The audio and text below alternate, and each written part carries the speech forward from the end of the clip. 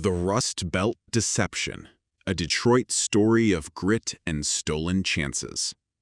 The old factory on Michigan Avenue was a skeleton of its former self. For decades, the Motor City Manufacturing sign had been fading, its letters rusting under the gray Detroit sky. To most people, it was a monument to a bygone era, a hollowed-out shell waiting for the wrecking ball. But to 28-year-old Marcus Wright, peering through the chain-link fence, it wasn't an end. It was an opportunity. He saw past the broken windows and the graffiti-scarred walls. In his mind's eye, he saw a business, but not one built on pride. He saw a cover. The blueprint on a napkin. Later that evening, at a corner booth in Lou's Diner, Marcus smoothed out a napkin covered in frantic sketches. Across from him, sipping a black coffee, was his former shop teacher, the retired and trusting master machinist Frank O'Malley. "An artisan cooperative?" he grunted, adjusting his glasses. "You mean a shared workshop? Son, that's a mighty big dream for an empty building." "It's not just a workshop, Mr. O'Malley," insisted Marcus, his finger tracing a circle on the napkin. "It's a hub. We get carpenters, welders, techies, all under one roof. We share the rent, the tools, the overhead. It's a fresh start for this city." Frank was silent for a long moment, watching the rain streak down the diner's window. He saw the same fire in Marcus's eyes that he'd seen in his own father's, a man who had clocked in at the Chrysler plant for 40 years. "All right, kid," he said, a slow smile spreading across his face. "You've got the vision. I've got the tools and a little savings. I'll invest. Let's see if we can wake that old giant up." The perfect cover. The first month was pure grind, a carefully staged performance. They patched the roof and cleared debris, all while Marcus cataloged the building's hidden assets. Word spread, and soon they weren't alone. Chloe, a graphic designer, set up a workstation. Miguel, a welder, joined the team. They all believed in the dream Frank was bankrolling. But after hours, Marcus executed his real plan. The cooperative was a front to access the building's forgotten wealth.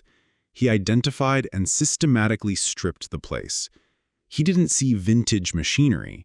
He saw untraceable scrap metal. He didn't see original architectural blueprints. He saw rare documents to be sold to private collectors.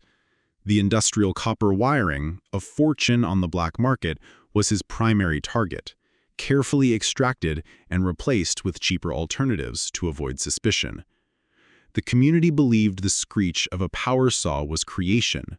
For Marcus, it was the sound of masking the screech of metal being cut and stolen. The unraveling. The real success wasn't measured in sales, but in the community that formed. A community Marcus was stealing from. Frank's savings were draining on rent and utilities for a venture that was a facade. The suspicion fell on Miguel first, until Frank noticed discrepancies in Marcus's stories and the serial numbers on equipment that didn't match their invoices. The end came one evening when a delivery driver, making a late drop-off, found Marcus loading spools of heavy-gauge copper wire into an unmarked van. The police were called. The trial was short. Security footage from a neighboring business, financial records, and testimony from a scrapyard owner sealed Marcus's fate. Frank, heartbroken on the stand, detailed how his life savings had been stolen under the guise of friendship and a shared vision. Chloe and Miguel testified to the betrayal, their own dreams tarnished by his crime. The judge called it a calculated and profound breach of trust, noting that Marcus hadn't just stolen property and money, but he had stolen the hope of an entire community. The punishment. Marcus Wright was convicted on multiple counts of grand larceny, fraud, and dealing in stolen property. The sentence was 5 to 10 years in state prison, a term that reflected the premeditated nature of the crime and the vulnerability of his victims. The factory on Michigan Avenue fell silent again. The heart of the community that had begun to beat there was stopped, not by economic decline, but by the greed of one man who saw a blank page not for a story of revival, but for a scheme of theft. His punishment was time behind bars, but the true penalty was the knowledge that he had destroyed something beautiful for a fleeting gain.